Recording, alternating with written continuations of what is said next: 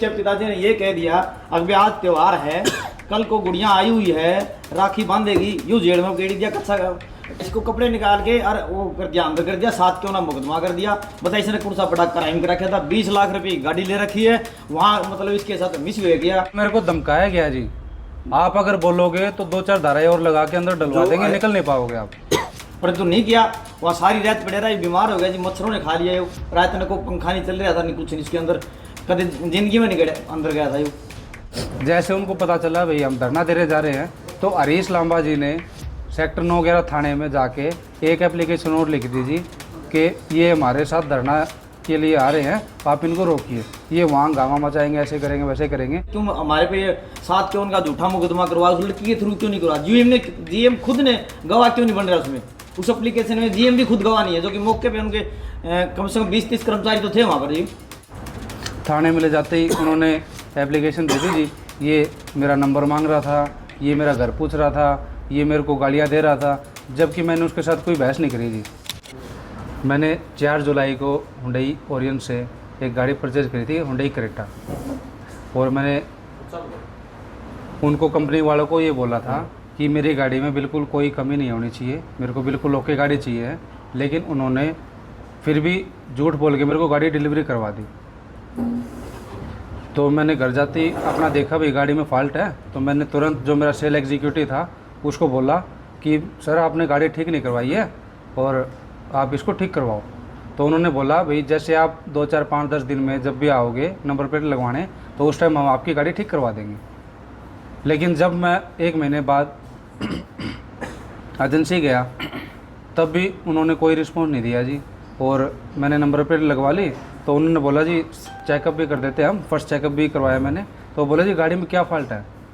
तो मैंने उनको बताया भी गाड़ी ऐसे ऐसे साइड दाब रही है और लाइनमेंट की फ़ाल्ट है, बबलिंग है, वाइब्रेशन है, टायर से हवा निकलना, ऐसे कुछ चीज़ें मैंने उनको बताई जी।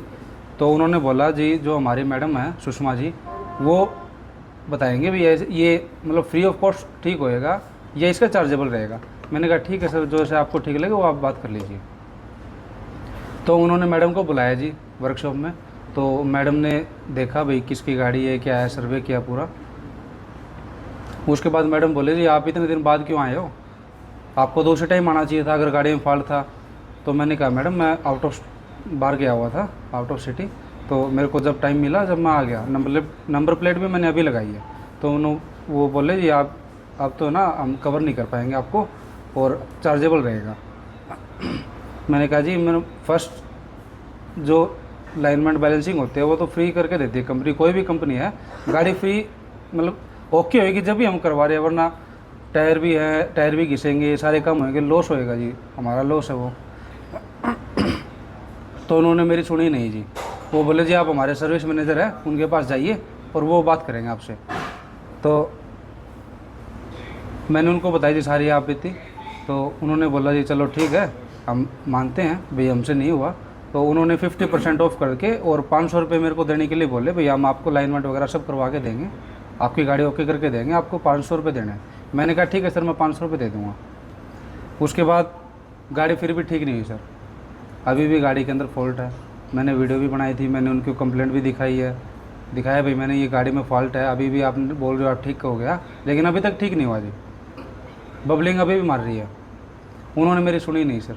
तो वो बोले जी आप दूसरे मैनेजर है जो हमारे सेल्स मैनेजर है उनके पास चले जाइए, उनको बताइए वो कुछ सोल्यूशन निकालेंगे।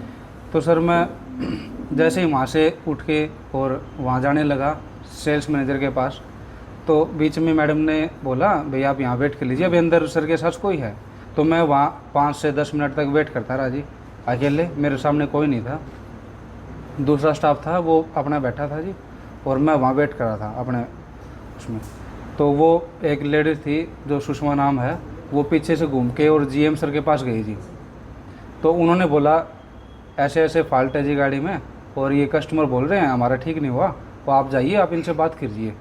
और ये मेरे साथ बदतमीजी कर रहा था, ऐसे कर रहा था, वो उन्होंने बताया जी उसको भाई ये हमें बार बार परेशान कर रहे हैं, गाड़ी में फॉल्ट है इसलिए। तो जीएम साहब आए जी हरीश लांबा जी, तो उन्होंने पूछा जी क्या बात होगी। मैंने कहा सर ऐसे ऐसे मेरी गाड़ी में फॉल्ट है और आप इसको ठीक करवाओ जी। तो उन्होंने बोला जी ये तो हो गया ठीक। मैंने कहा सर अभी तक ठीक हुआ नहीं है, अगर ठीक हो गया तो आप मेरे को सेटिस्फेक्शन दिलाओ। लेकिन उन्होंने मेरी एक नहीं सुनी जी। वो बोले जी ऐसे ही ठीक होगा, आप गाड़ी ले जाओ। मैंने उनको मना कर दिया, मैं ऐसे गाड़ी नहीं लेके जाऊँगा जी जब तक मेरी गाड़ी प्रॉपर ठीक नहीं होएगी। और मैंने उनको ये भी कहा जी, जब गाड़ी में फॉल्ट था तो आपने स्टार्टिंग वाले दिन, डिलीवरी वाले दिन क्यों नहीं बोला मेरे को?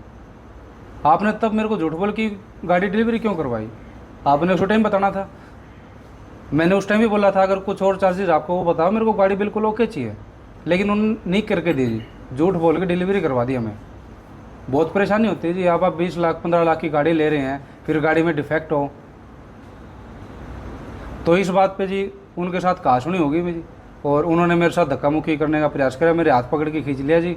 और लड़की को बोलते हैं जी आप इसके खिलाफ पर्चा दर्ज कराओ झूठे का, आप मिसबिहेव का, छेड़खानी का ये पर्चा दर्ज कराओ जी। और उन्होंने 112 को फ़ोन कर दिया जी। मैं वहाँ एजेंसी में अकेला था जी, और उनके 50 बंदे वहाँ मौके मौजूद थे जी। तो उन्होंने 112 बुला ली। मैंने घर से फिर बाबूजी को फ़ोन किया जी, मेरे पिताजी हैं, मैंने इनको फ़ोन किया भाई पापा जी ऐसे ऐसे बात हो गई है, आप एक बार आ जाइए यहाँ। तो ये आए जी। फिर मैंने भाई को भी फ़ोन किया जी, भैया ऐसे ऐसे मेरे साथ ये घटना हुई है, आप एक बार प्लीज़ वहाँ जाओ। तो ये दोनों वहाँ पहुँचे जी। इन्होंने मौके पे पहुँच के देखा जी, जब तक PCR आ चुकी थी जी। तो उन्होंने PCR वालों ने उनको बात करी जी, और वो बोले जी आप चलो थाने चलो, वहाँ जाके बात करेंगे। वो जी हमें थाने ले जाने लगे जी। थाने में ले जाते ही उन्होंने एप्लीकेशन दे दी जी, ये मेरा नंबर मांग रहा था, ये मेरा घर पूछ रहा था, ये मेरे को गालियाँ दे रहा था, जबकि मैंने उसके साथ कोई बहस नहीं करी जी। इवन जब वो मेरी GM साहब से बात हुई, जब तक वो लड़की मौके भी मौजूद नहीं थी जी। मैं 10 मिनट से वहाँ अकेला बैठा था, कोई भी नहीं था मेरे साथ, ना मैं किसी से बात कर रहा था, ना कोई मेरे पास आया, ना कोई गया जी। वो एक ही दम आए जी और मेरे पास ये झूठा इल्ज़ाम लगाने लगे जी। और मेरे को पूरी रात उन्होंने थाने में रखा जी, पूरा मेरे साथ टॉर्चर हुआ जी। उनके खिलाफ FIR हमारी होने नहीं दी जी। उन्होंने जो वहाँ SI है जी, उन्होंने हमारी कोई कंप्लेंट नहीं दर्ज करी जी। उनकी कर ली, उनकी जान पहचान अच्छी है जी पुलिस में, तो हमारे उन्होंने कोई सुनवाई नहीं करी जी। इस मामले को लेकर आज आप धरने पर भी बैठने वाले थे क्या? आज हम धरना देने जा रहे थे जी, हमने बताया था जैसा कि। तो कल दोपहर से ही जैसे उनको पता चला भाई हम धरना देने जा रहे हैं, तो हरीश लांबा जी ने सेक्टर 9 11 थाने में जाके एक एप्लीकेशन और लिख दी जी कि ये हमारे साथ धरना के लिए आ रहे हैं, आप इनको रोकिए, ये वहाँ हंगामा मचाएंगे, ऐसे करेंगे वैसे करेंगे। लेकिन हमने पुलिस को ये कहा था जी हम शांतिपूर्वक धरना करेंगे, हमने किसी से कोई बहस नहीं करनी जी, हम सिर्फ अपना प्रदर्शन करें जी आराम से बैठ के, हमने किसी से कोई बहस नहीं करनी। बाबूजी गए थे जी वहाँ 9 11 थाने में, मैं नहीं था जी। मेरी थोड़ी मानसिक जो डिसबैलेंस है जी, मेरे को रात भर नींद नहीं आई जी, तो मैं अपना दवाई लेके सोया हुआ था जी। वहाँ मेरे फ़ोन पे आया था, बाबूजी ने अटेंड किया था जी। तो जैसे धरना देने आप जा रहे थे, क्या ऐसे कारण जो समझते हैं कि अगर धरना देने से इस मसला हल होगा, या क्या किस लिए धरना देना चाह रहे थे आप? बाबूजी मैं बेगुनाह हूँ, मेरे को पता है। मैंने उनको पुलिस वालों को भी बोला था, सर मैं बेगुनाह हूँ और आप मेरे को ऐसे मत रखो अंदर। अगर आपने इन्वेस्टिगेशन करनी है, आप इन्वेस्टिगेशन करिए। एजेंसी में करीब 50 कैमरे लगे हुए हैं जी, किसी एक कैमरे में तो आएगा मैं गलत हूँ, मैंने छेड़खानी करी है, मैंने नंबर मांगा है, मैंने क्या किया है, मैंने किसी से हंगामा किया है, एक कैमरा नहीं दिखाया जिन्होंने मेरे को। इसके पिताजी ने जी थाने में जाके, जिस दिन इसको पकड़ के लेके गए थाने में, इसके पिताजी ने आईओ को ये बोल दिया था अगर मेरे बेटे की गलती है मैं इसको जमानत भी नहीं कराऊंगा, आप इसकी रिकॉर्डिंग दिखा दो उनके ऑफिस में, शोरूम में जाके आप रिकॉर्डिंग दिखा दो मेरे को। बोला दिखा देंगे आपको, थोड़ी देर रुक जाओ, थोड़ी देर रुक जाओ। आध पौना घंटे इसको इग्नोर करते रहे, अपने आप गाड़ी में जाके शोरूम में चले गए। उन्होंने पता नहीं क्या कार्रवाई करी है, क्या लेन देन किया है, हमें नहीं पता, वो तो वो जाने, ऊपर वाला जाने। परंतु हमारे को वो वीडियो रिकॉर्डिंग नहीं दिखाई गई। जब इसके पिताजी ने ये कह दिया अभी आज त्यौहार है, कल को गुड़िया आई हुई है, राखी बांधेगी, यूँ जेड़ में गेड़ी दिया, कच्चा रोटी तक इसकी खाई है, मैं खाना इसका मंगाया उन्होंने, इसका खुद का खाना पुलिस वाले खाएंगे, साथ में बैठी खाया था ना तेरे साथ में बैठी खाना खाया, और इसको कपड़े निकाल के और वो करके अंदर कर दिया, साथ क्यों ना मुकदमा कर दिया। बता इसने कौन सा बड़ा क्राइम कर रखा था, 20 लाख रुपए की गाड़ी ले रखी है वहाँ, मतलब इसके साथ मिस हुए गया। अब लड़की है, उन्होंने लड़की को बना दिया भैया इसके थ्रू इसका केस कर देंगे, वो हमारी बहन है, इसके पास भी कम से कम 10-15 लड़की काम करती है। आज लगी इसने वहाँ गलती नहीं की तो उन्होंने क्यों हमारे पे साथ क्यों उनका झूठा मुकदमा करवा, उस लड़की के थ्रू क्यों नहीं करवा? जीएम खुद ने गवाह क्यों नहीं बन रहा उसमें? उस एप्लीकेशन में जीएम भी खुद गवाह नहीं है, जो कि मौके पे उनके कम से कम 20-30 कर्मचारी तो थे वहाँ पर जी। और 20-30 कर्मचारियों के अंदर इसकी अकेले की हिम्मत हो जाएगी क्या लड़की के साथ बदतमीजी करने की? कौन करने देगा? अगर बदतमीजी करिए तो रिकॉर्डिंग क्यों नहीं दिखा रहे थे वो? जब इसके पिताजी ने ये बोल दिया अगर मेरे बेटे ने अगर गलती कर रखी है तो मैं इसको छुड़ाने भी नहीं आऊँगा, जमानत भी नहीं करवाने आऊँगा, परंतु नहीं किया। वहाँ सारी रात पड़े रहा, बीमार हो गया जी, मच्छरों ने खा लिया। रात में को पंखा नहीं चल रहा था, नहीं कुछ नहीं, इसके अंदर कदे जिंदगी में नहीं गया, अंदर गया था यो। इसके टेंशन हो गया, अगला दिन दवाई दी, फिर इसके पिताजी के पास मैसेज आए हैं, वहाँ किस कौन से इंचार्ज किया ये बताओ आप। एक तो अनिल जी हैं ASI, उन्होंने कहा भैया आके फैसला कर लो, नहीं तो ये तुम्हारे खिलाफ एक पर्चा और दर्ज कराएंगे। हम किस चीज़ का फैसला कर लीजिए, मुकदमा हमारे ऊपर है, हमारे हाथ में क्या है? जो कुछ है सब उनके हाथ में है। उसके बाद में एक खान साहब का नंबर आया, उन्होंने कहा भैया आपने आना पड़ेगा, नहीं तो हम आपको नोटिस देके घर से उठा के ले आएंगे। जब हम गए तो उन्होंने ये लिखवाया भाई हम धरना नहीं देंगे, आपका बच्चा कहाँ है? जब बच्चा की तबीयत सेट नहीं है तो हम कहाँ से उसको भेजें? तो आगे क्या किस तरह से करेंगे? जैसे आपने ऐसे अजय हमारे को तो न्याय चाहिए, हमारे को और कुछ नहीं जी।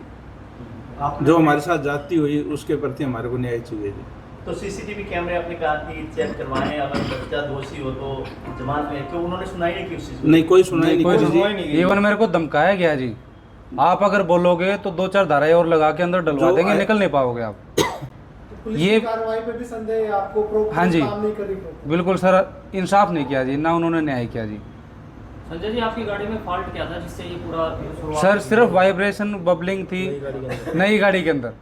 मैंने एजेंसी से निकलने से पहले ही बोला था जी गाड़ी में कमी नहीं होनी चाहिए कोई भी। आप कितने दिन बाद गाड़ी लेके गए थे लेने के? सर मैंने 4 जुलाई को गाड़ी ली थी और करीब 1 महीने बाद मैं अभी नंबर प्लेट लगवाने गया था, क्योंकि सर मैं आउट ऑफ सिटी था तो मैं बीच में जा नहीं पाया इसलिए। संजय जी कहीं ना कहीं लाखों रुपए खर्च करके आपने गाड़ी खरीदी, उसके अंदर जब कमी है तो कहीं ना कहीं हम लोग भी चाहते ना चाहते एग्रेशन में आ जाते हैं कभी। तो क्या वाकई में ऐसा कुछ भी हुआ आपकी तरफ से कि आपने ऊंची आवाज में कोई बोला हो या कोई गुस्सा आया हो आपको, या कोई ऐसा इंसिडेंट वहाँ पर हुआ हो आपकी तरफ से? सर ऐसा है, मैंने सिर्फ अपनी बात रखी है, सर मेरे को ये प्रॉब्लम है, वो बार बार वो मना कर रहे थे, बोला ऐसा नहीं हो पाएगा, आपने पहले आना चाहिए। वो मेरी कमी निकाल रहे थे सर, मतलब कस्टमर सर्विस के लिए जाता है और कस्टमर से ही उनकी बात नहीं सुनवाई जा रही, कस्टमर को सेटिस्फाई नहीं कर रहे सर वो। अभी आपकी गाड़ी कहाँ खड़ी है? अभी गाड़ी भी उन्हीं के पास है जी, गाड़ी भी नहीं दी उन्होंने मेरे को। अच्छा, गाड़ी भी उन्हीं के पास है, चाबी भी उन्हीं के पास है जी। फिर आप गए नहीं लेने के लिए? मैंने क्या सर, एक मुकदमा और कर देंगे, एक मुकदमा और कर देंगे सर। वो गाड़ी लेने जाओ, एक मुकदमा और दर्ज कर देंगे। तो वो कहेंगे आपकी गाड़ी जहाँ पे पार्किंग के अंदर खड़ी थी इसका पैसा दो। पार्किंग में नहीं है सर, वर्कशॉप में खड़ी है उनके में।